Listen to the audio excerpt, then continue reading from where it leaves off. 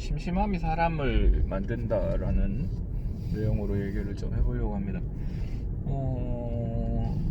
예전부터 생각을 했던 내용들이고 이러한 부분들은 상당히 진실인데 오늘에 비로소 제가 영상을 찍을 수 있을 것 같아요. 심심함이 사람을 만든다고 하는 이유는 사람이 흥미있는 상황이 되면 사고를 하지 않고 흥미있는 상황이라기보다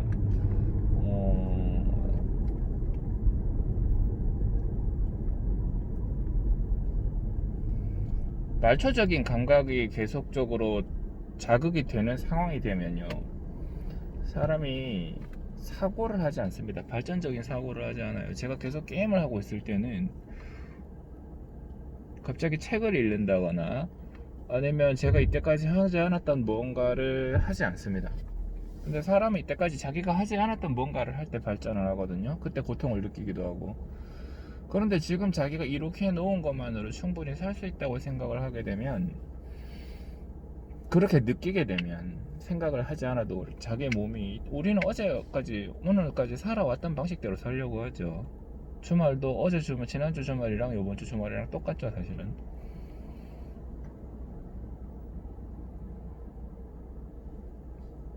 뭔가를 하지 않아요. 책을 보는데 포에버 데이 원이라고 하는 제프 베조스의 행동이랑 이런 기업관 이런 것들을 분석해 놓은 책이 있습니다. 좋은 책이에요. 그 책을 처음에 신문을 볼 때 그 책을 광고를 하길래 나한테 가장 필요한 책인가 보다 이렇게 생각을 해서 샀습니다. 사가지고 한 100페이지까지는 그냥 술술 읽어요. 그러다가 책을 덮습니다. 100페이지 이상 읽기가 싫어서.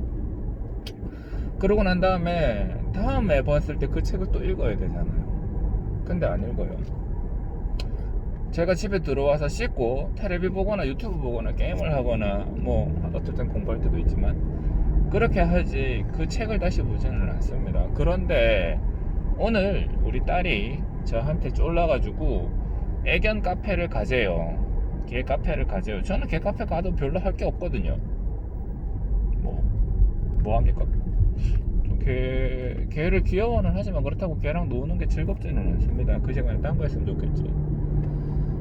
근데 가세요. 그래서 어쩔 수 없이 가게 됩니다. 가야죠 뭐. 엊그저께 이제 개카페 데려가 주겠다고 약속도 했고 그래서 갔습니다. 갈 때 진짜 개카페에서 1시간만 기다리다 오면 되겠지 뭐. 그렇게 생각을 하면서 그 1시간 동안 뭐 하지? 1시간 동안 뭐 할까? 뭐 핸드폰 만지면 되죠. 유튜브 봐도 되고요. 근데 이미 다 봤어요. 이미 다 유튜브 볼 건 다 봤고요. 새로운 컨텐츠 올라오는 거 없나 그 생각이 나지.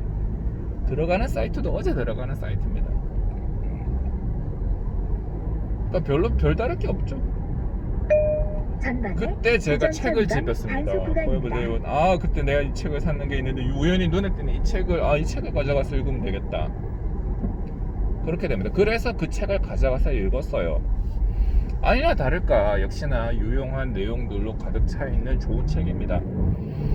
말초적인 감각이 계속 자극이 되는 환경 속에서는 제가 이러한 책을 볼 이유가 없죠. 딴 거 할 거 재밌는 것도 많은데 이 책 안 본다고 해서 당장 저한테 무슨 문제가 생기지도 않는데 내일은 어제와 똑같은 내일이 될 건데, 근데 그 책을 볼 필요가 없죠. 그런데 심심한 상황에 대해서 뭔가를 해야 될 때, 이때 제가 발전을 하는 거예요. 이때 이 책을 봅니다. 이 책을 보고 심심한 상황에서 발전을 하기 시작합니다.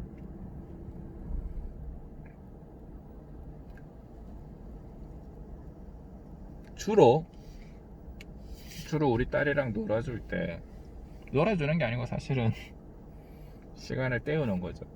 그때 제가 하고 싶은 것들을 못하게 될 때, 그때 다른 뭔가를 해야 될 때, 그때 발전합니다.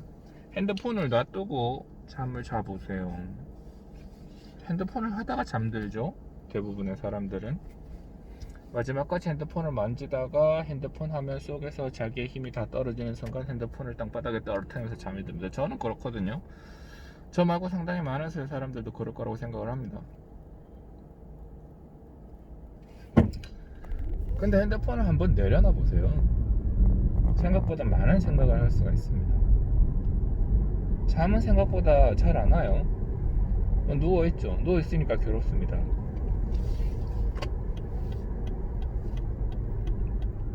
누워있으니까 괴롭고, 그제서야 제 머리가 빙글빙글 돌아가기 시작을 합니다.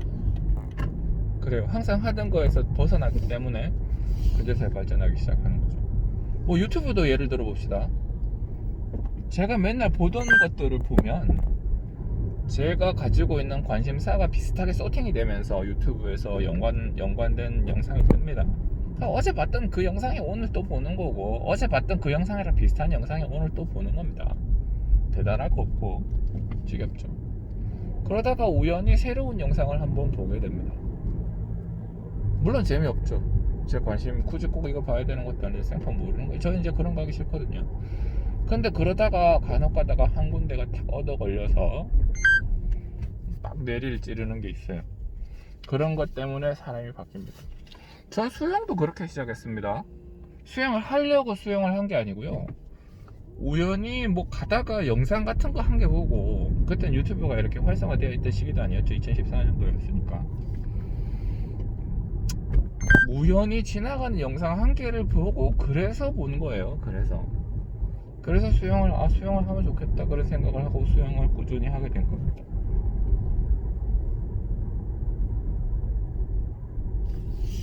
주식은요? 주식도 똑같습니다. 주식도 똑같아요. 우연히 유튜브를 돌다가 우연히 존리라고 하시는 분의 영상을 보게 됐는데, 그 사람이 하는 철학이랑 내용이 참으로 나의 사고와 일치한다. 그래서 그 사람 거를 계속 공부하고 그분의 말씀에 따라서 주식을 하게 됩니다.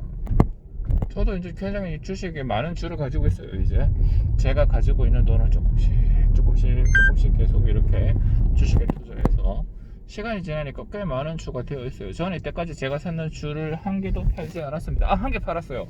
중국주. 중국 애들은 사기를 자꾸 쳐가지고 신용이 없어요.